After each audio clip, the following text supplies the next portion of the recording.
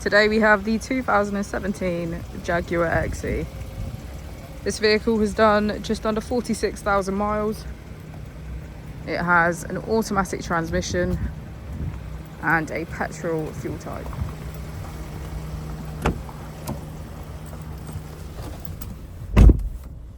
To the left of our steering wheel, we have voice control as a feature, as well as our automatic headlights.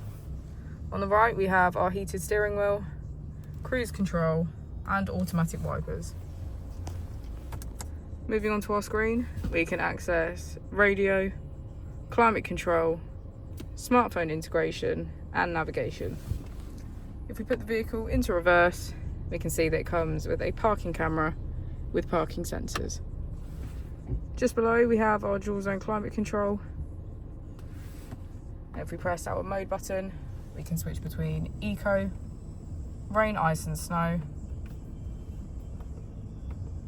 normal, dynamic, and as we go into the back of the vehicle, we can see that it has a full leather black interior and get a good view of our sunroof.